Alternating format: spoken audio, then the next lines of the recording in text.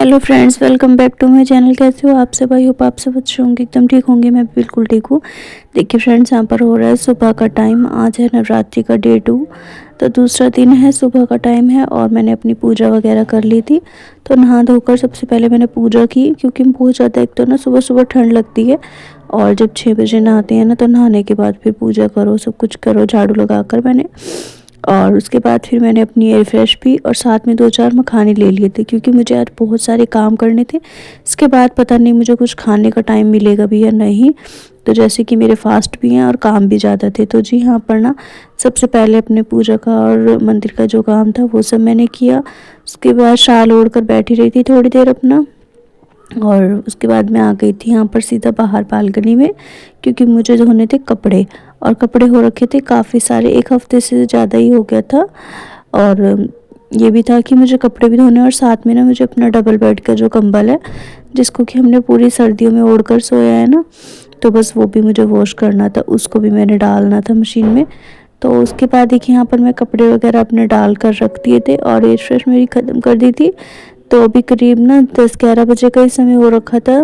तो मैंने ना आर्यन से बोला था कि एक ना थोड़ा सा पपीते का शेक बना देगा, और मुझे बहुत गुस्सा आ गया इस बात पर, क्योंकि मैंने उसको दूध मना किया था, लेकिन उसने फिर भी ना थोड़ा सा इसमें दूध डाल दिया और थोड़ा सा पानी। तो पानी गेरना था लेकिन उसने दूध डाल दिया। अभी मैं बना रही हूँ यहाँ पर नाश्ता, और नाश्ते में बना रही हूँ मैं सिंपल रोटी और साथ में आलू गोभी की सब्जी, जो कि फास्ट मतलब कि फर्स्ट वाले दिन मैंने बनाई थी ना रात के टाइम। तो बस रात की सब्जी रखी हुई थी आलू गोभी की, उसके साथ सिंपल रोटी और चाय हो जाएगी। तो ये सब इनका नाश्ता हो जाएगा हस्बैंड जी का, और बच्चे बच्चे खा लेंगे, सासू माँ। इसके बाद ना सेकंड डे फ्रेश का भी टाइम हो चुका था मेरी प्रॉपर अपने खाने की डाइट पे, और अपने हर एक काम के ऊपर भी मैं ध्यान दे ही रही थी। लेकिन बस वही है ना कि काम ज़्यादा रहता है और अकेले करना हो ना, तो फिर थोड़ा सा प्रॉब्लम लगती है। आज जैसे कि ईद भी थी, तो ईद की भी आप सभी को ढेर सारी शुभकामनाएं, मेरी जितनी भी फ्रेंड्स हैं उन सभी को। और ईद की वजह से फिर वंशिका भी गई हुई थी अपनी फ्रेंड्स के यहाँ पर, तो ईद मनाने के लिए वो भी चली गई थी। तो मुझे बिल्कुल मतलब ये हो रहा था कि अकेले ही सब कुछ करना है, तो मैं जल्दी से जल्दी काम निपटा लूँ, फिर मैं आराम से बैठूंगी। तो जी उसी तरह से मैं अपने काम को लेकर चल रही थी। और यहाँ पर ना सारे कपड़े जितने भी धुल चुके थे, तो मैं एक टोकरी भर कर ले आई थी। ऊपर तारों पर मैंने फैला दिए सारे कपड़े। उसके बाद ना लास्ट में जो कपड़े बचे थे, वो वंशिका ने देखी मुझे यहाँ पर पकड़ाया और कंबल और नहाने चली गई। वो बोली थी कि मैं नहा कर और फिर मुझे जाना भी है। सुबह से तो ये उनके साथ नीचे बैठी हुई थी, लेकिन अभी से जाना है उनके साथ ही उनके घर पे।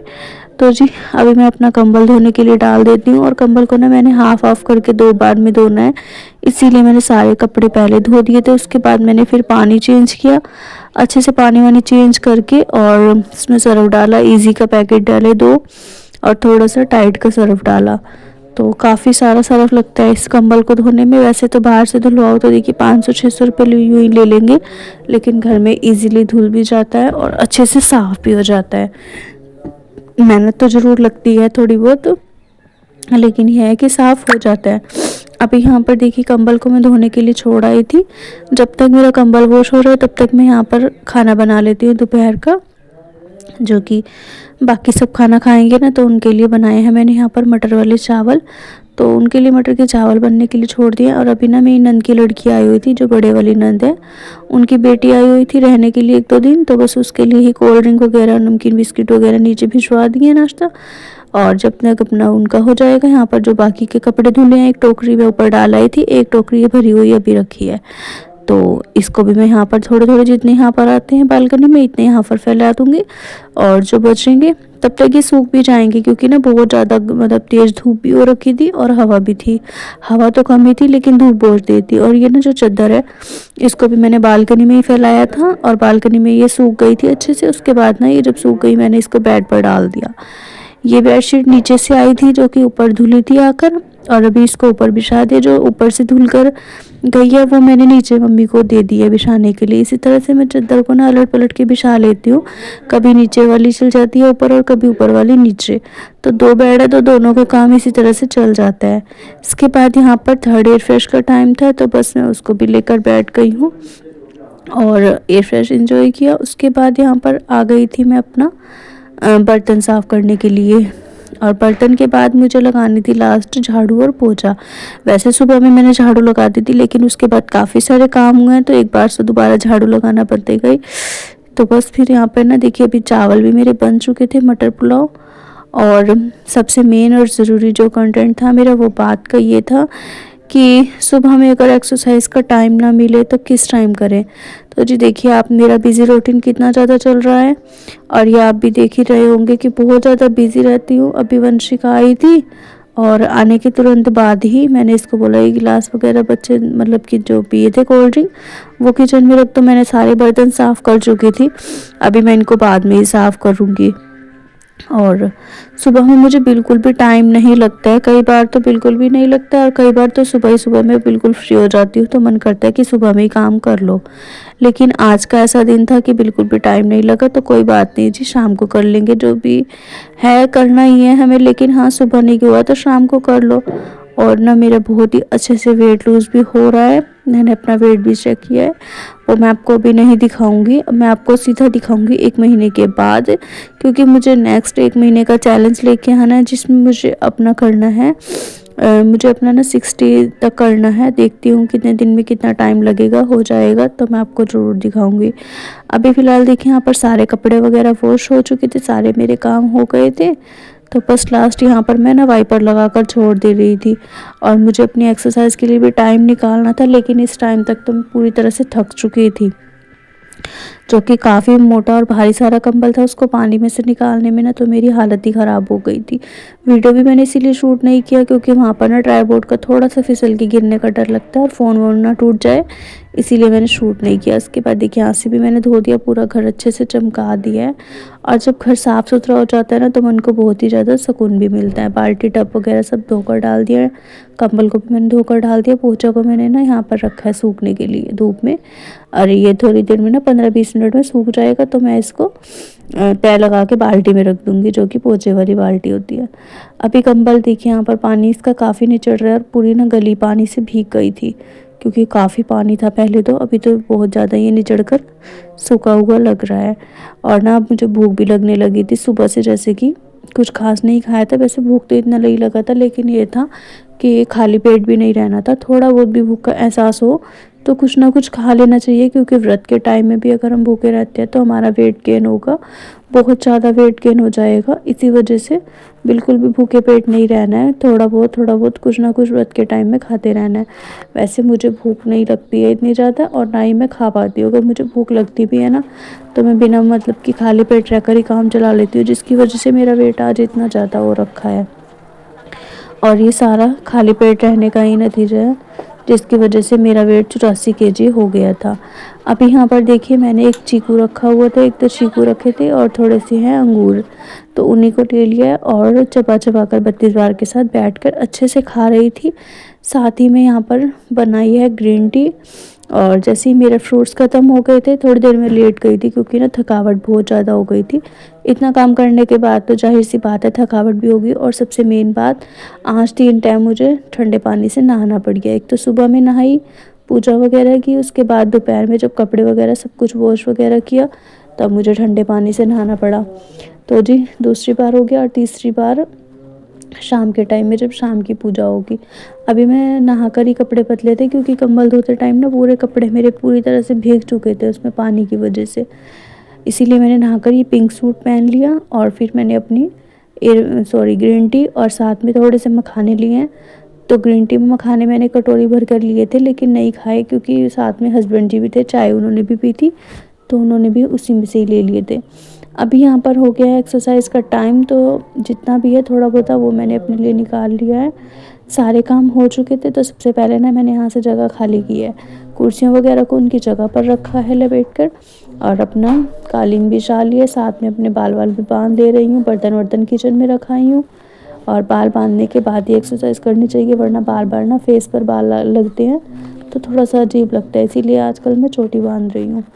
अभी देखिए, यहाँ पर सबसे पहले मैं वार्म अप कर रही हूँ, जिससे कि बॉडी थोड़ी सी तैयार हो जाए एक्सरसाइज करने के लिए। बहुत ज़्यादा मतलब कि जान लगानी पड़ेगी अभी मुझे, क्योंकि सुबह से काम में लगी हुई थी, तो थकावट भी बहुत ज़्यादा हो चुकी थी। और कमज़ोरी सी महसूस दे रही थी। अभी यहाँ पर सबसे पहले मैंने साइड वेट की किया, क्योंकि मेरा ना साइड का वेट जो है वो हद से ही ज़्यादा है, बहुत ज़्यादा, और बुरा भी बहुत ज़्यादा लगता है मुझे, खुद को ही बहुत ज़्यादा बुरा लगता है। और इसीलिए मतलब कि ये नहीं है मैं दूसरों को दिखाने के लिए करी जाएगी या किसी को भी कहा जाए कि हाँ जी देखो मैंने पतली हो गई है, मैंने अपनी मतलब कि कुछ भी घटाया नहीं। मैं सिर्फ अपने आप को अच्छा दिखाने के लिए कर रही हूँ, क्योंकि मुझे खुद को भी है कि मैं अच्छे लगूँ। बहुत ज़्यादा भद्दा लगता है जब शरीर इस तरह से बढ़ जाता है ना। और अभी फ़िलहाल तो मेरा बहुत ज़्यादा हो रखा था।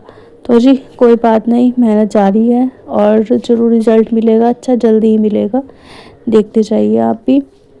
अभी यहाँ पर मेरी सारी एक्सरसाइज जितनी भी है ना, ये सारी साइड फैट के लिए हैं, क्योंकि साइड का फैट मेरा और पेट का यही सबसे ज़्यादा है। पेट की भी मैं कर रही हूँ, जैसे कि 1-2 दिन साइड फैट की और 1-2 दिन पेट की और फिर 1 दिन फुल बॉडी एक्सरसाइज की। 1-2 दिन फुल बॉडी भी एक्सरसाइज करते रहनी चाहिए, क्योंकि फुल बॉडी में भी जैसे कि जो गर्दन का निचला हिस्सा है या बाजू का है, आर्म्स का है, साइड फैट का है, लेग्स का है, थाइस का है, कुछ भी हो वो सब निकल के हो जाएगा। और ये जो एक्सरसाइज है इससे भी बहुत अच्छे से, तो बस जंपिंग जैक ना मैं सबसे लास्ट में करती हूँ, क्योंकि जंपिंग जैक करने से ना बहुत ज़्यादा थकावट हो जाती है। उसको हमेशा लास्ट में ही रखना चाहिए, सबसे स्टार्टिंग में हमें हल्की ही मतलब कि एक्सरसाइज से स्टार्ट करना चाहिए।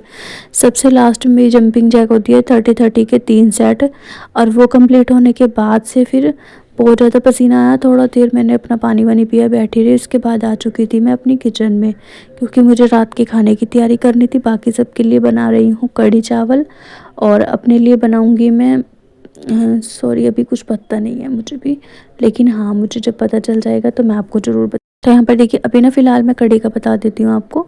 मैंने पकोड़े बनाकर रख दिए थे बिना प्याज के, और बिना लहसुन के कढ़ी बनेगी, तो इसमें प्याज लहसुन का छौंक नहीं लगाया है, सिर्फ हींग, जीरा, मेथी और सूखी हुई लाल मिर्च वो डाल दी हैं अच्छे से। कढ़ी में जब मसाला भुन गया था तब मैंने इसमें डाल दिया था बेसन और दही का घोल। तो दही रखी हुई थी, काफ़ी ज़्यादा खट्टी हो रखी थी, तो वही डालकर मैंने अपनी कढ़ी बनने के लिए रख दी है। यहाँ पर जब तक कढ़ी बन रही है तब तक मैं कर ले रही हूँ दूसरे टाइम के बर्तन साफ़।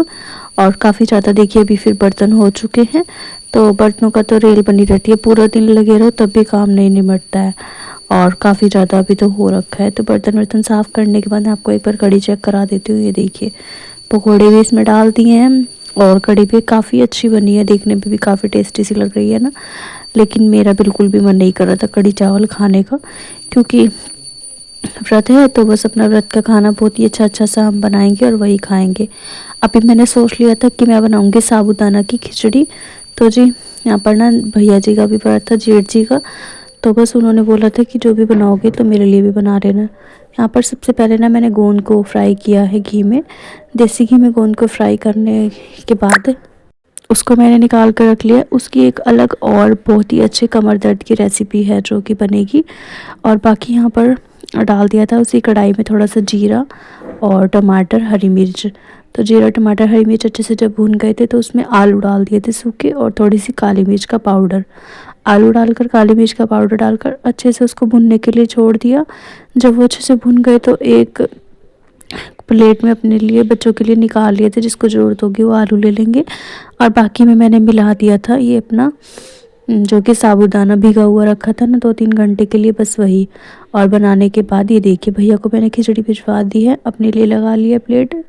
1 कटोरी है खीरे का रायता, जो कि 1 कटोरी मैंने भरकर खीरे का रायता लिया। साथ में ये देखिए जो कि डोंगे में रखा हुआ है ना, इसमें से मैं जितनी ज़रूरत होगी प्लेट में डाल लूँगी।